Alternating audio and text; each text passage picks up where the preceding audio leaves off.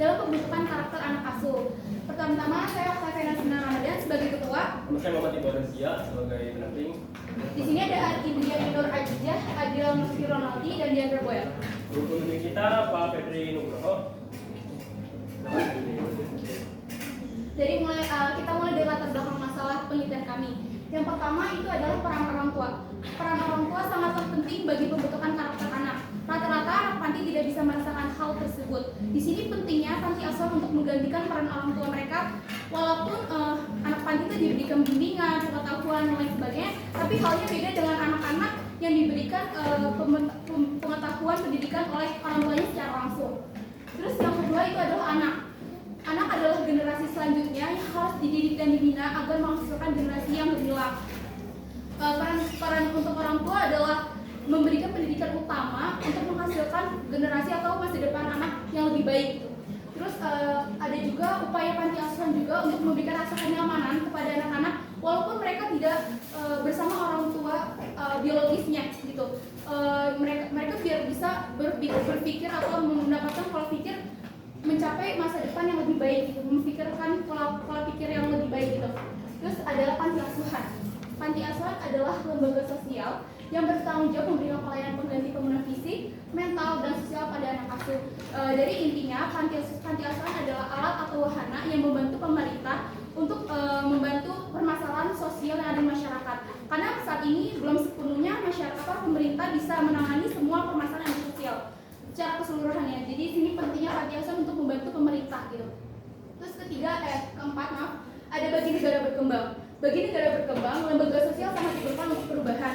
Sekarang udah ada undang-undang yang mengenai melindungi dan hak anak. Itu terdapat di Undang-Undang 1145. Nah, di sini kita masuk ke dalam rumusan masalah. Rumusan masalah saya yang pertama itu bagaimana panti asuhan tunas bangsa menggantikan peran orang tua dalam pembentukan karakter anak. Terus yang kedua ada apa saja sih yang dilakukan panti asuhan untuk pemenuhan pendidikan seorang anak.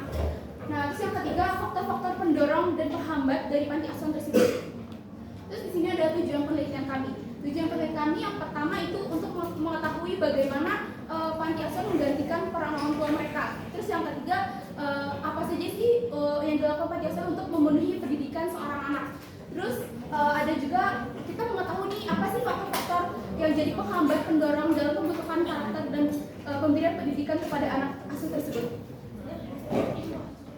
Nah, yang manfaatnya adalah manfaat bagi anak adalah tujuan profil ini diharapkan bagi anak-anak menjadi sosok yang mempunyai moral yang baik dan menjadi sosok yang memiliki mental yang kuat, dan diharapkan juga anak-anak memiliki dengan cepat menyatakan sikap dalam artian menyatakan sikap ini cepat dalam tanggap ketika diajarkan oleh si pemimpinnya.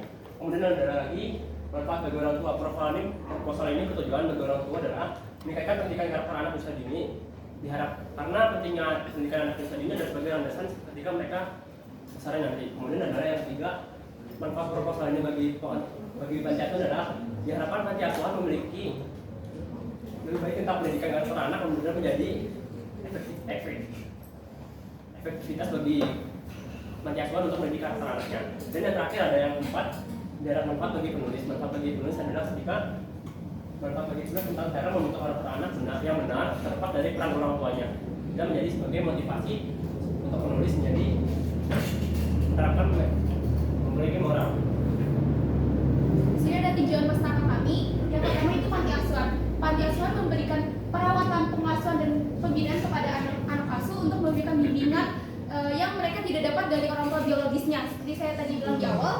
Terus yang kedua itu adalah anak. Anak adalah manusia muda baik maupun jiwa yang masih berada dalam proses pertumbuhan dan berkembangnya. Jadi untuk kita membantu mereka untuk berkembang, memberitahu tentang pengetahuan yang kita tahu kepada anak tersebut. Ketiga itu ada orang tua. Orang tua adalah orang pertama yang dikenal oleh putra putrinya dalam berperan penting dalam pertumbuhan dan perkembangannya menuju dewasa.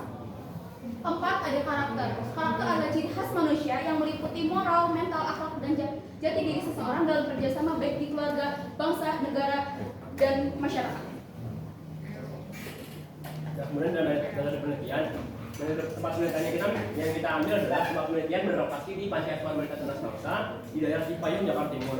Kemudian waktu penelitiannya dari bulan Februari sampai bulan Juni 2023. Kemudian subjek penelitiannya adalah ibu panti asuhan untuk balita bangsa. Ada dua, yang pertama Bu Festi dan Bu Vina. Kemudian objek penelitiannya adalah pembentukan karakter. Teknik pengumpulan datanya kita menggunakan pendapatan kualitatif dengan jenis penelitian di kasus mulai wawancara. Dan pengambilan sampelnya mulai profesif. Kenapa kita hanya mengambil 2 sampel saja? Karena kita rasa 2 sampel itu sudah memenuhi kriteria kita punya penelitian. Dan yang terakhir adalah cara pengolahan data. Kami menggunakan transkrip menyeleksi data yang penting sesuai dengan kebutuhan. Nah, ini ada hasil penelitian kami.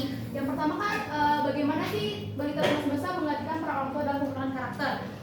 Cara panti asuhan menggantikan peran orang tua adalah dengan memberikan bimbingan fisik, mental, dan spiritual. Lalu mereka juga diajarkan keagamaan seperti setiap Senin sampai Jumat mereka akan diajarkan belajar ngaji setiap sore. Diajarkan dipanggillah ustadz dari luar panti. Setelah itu mereka juga diajarkan sholat berjamaah gitu bersama anak-anak panti yang lain. Setelah itu anak yang di umurnya di atas 6 tahun mereka akan diajarkan menghafal bacaan surat pendek Al-Quran. Setelah itu panti asuhan juga tidak lupa untuk memberikan arahan seperti sebelum dia makan, main, tidur. Mereka akan diajarkan baca doa dulu sebelum melakukan aktivitas. Nah, setelah diajarkan keagamaan, mereka juga panti asuhan juga menyiapkan suatu acara setiap hari Minggunya. Itu ada acara Market Day. Apa sih tujuan dari Market Day ini? Market Day ini bertujuan agar anak-anak tahu nih nominal uang yang diberikan kepada penjual dan yang dikembalikan kepada pembelinya, seperti itu. Terus anak-anak juga diajarkan rasa bertanggung jawab. Jadi rasa bertanggung jawab itu mainan yang sudah mereka mainkan harus dikembalikan ke tempatnya. Terus mainan yang mereka pinjam kepada tempatnya temannya harus dikembalikan kepada temannya. Serta anak-anak juga ada jam-jam tidurnya, seperti jam 1 sampai jam 3 mereka akan tidur siang. Terus ntar jam 7 sampai jam 6 mereka akan tidur malam dengan tempat yang nyaman, dan setiap paginya mereka akan dibersihkan tempat-tempat mereka untuk tidur. Jadi setiap mereka beraktivitas lain setiap paginya ada yang membersihkan kamar-kamar mereka. Itu bagus banget dan nyaman kalau saya lihat kemarin ya. Terus ada hasil penelitian kedua, itu hal yang dilakukan panti asuhan tunas bangsa dalam pembangunan pendidikan. Yang saya sudah bilang dari awal, mereka juga akan kalau dalam keagamaan mereka akan diajarkan mengaji seperti itu, sholat berjamaah. Terus kalau mereka umurnya sudah memasuki TK, mereka akan disekolahkan di TK terdekat situ.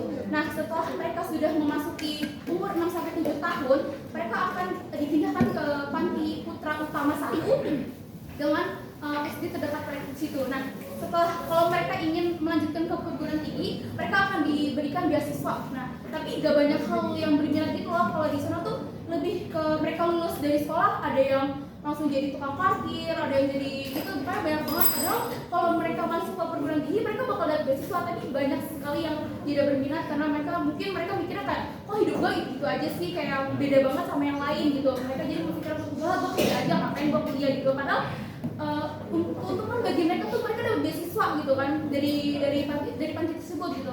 Kenapa enggak, harus dicoba gitu kan? Siapa tahu mereka bisa merubah hidup mereka yang dulunya jadi segini jadi lebih baik lagi gitu. Terus ketiga tuh ada aspek faktor-faktor pendorong dan penghambat. Kalau penghambat lebih ke latar belakang mereka yang berbeda-beda. Karena mereka tuh ada yang dari ngemis di jalan diambil, terus ada anak yang dibuang di kali, terus ada yang orang tuanya titipkan ke panti asuhan tersebut karena orang tua tersebut tidak bisa membiayai sepenuhnya kehidupan anak tersebut. Nah, jadi itu yang membuat penghambat mereka. Terus perbedaan usia, karena panti tersebut kan dari balita ya, ada yang dari 1 tahun, 3 tahun, 4 tahun, bahkan ada yang masih 5 bulan, 9 bulan itu masih ada, yang dari buang di kali itu pasti masih ada. Nah, jadi itu mungkin yang jadi penghambat. Terus kalau faktor pendorongnya, panti asuhan menciptakan lingkungan yang sesama yang membuat mereka setara, jadi menjadi pendorong bagi mereka untuk beradaptasi bersama-sama, berkembang bersama-sama. Mungkin mereka juga punya permasalahan soal hidup yang sama-sama berbeda-beda, jadi mereka bisa beradaptasi dan berkembangnya secara bersama-sama. Gak introvert lah kalau bilang jam sekarang, jadi mereka bisa beradaptasi dan berkembang bersama-sama.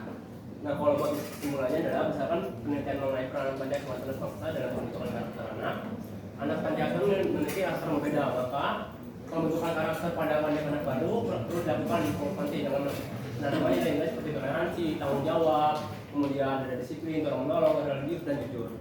Nah, tujuannya adalah agar mereka menjadi individu yang ditakut oleh bangsa dan masyarakat. Kemudian, meskipun tidak mudah, jika mereka mampu mengikuti aturan dan menjaga perilaku dengan baik, maka hal itu tidak sulit. Nah, caranya adalah dapat disampaikan kepada panti asuhan melalui tugas bangsa. Yang pertama, anak-anak perlu lebih rajin belajar agar tujuan mereka tercapai. Kemudian yang kedua, pengasuh perlu memberikan perhatian lebih intensif dan kasih sayang kepada anak-anak agar mereka merasa dicintai dan disayangi dan merasa mempunyai tempat tinggal yang lebih terbaik. Nah, di sini ada komunitas kegiatan. Ini yang panti asuhan kami dari pertama dengan Ibu Vena, Ibu Vina, dan ini yang kedua. Nah, ini anak-anak sedang belajar setiap paginya. Jadi kalau mereka belajar, tempat yang mereka tidur tuh bakal dibersihin. Jadi benar-benar nyaman banget. Nah, ini. Mungkin itu aja, sekian dari kelompok kami. Mohon maaf bila ada salah kata. Ada yang ingin bertanya? Satu. Ini nanya boleh satu atau dua nih?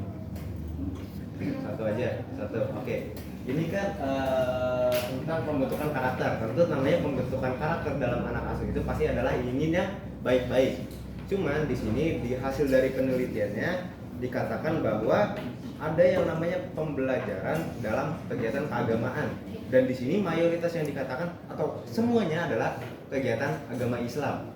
Jika ini panti asuhan untuk membentukkan karakter anak, bagaimana dengan anak-anak yang bisa dibilang itu non-muslim? Apakah dia tidak iri gitu dan bisa menyebabkan pembentukan karakter anak iri dengki di kemudian hari?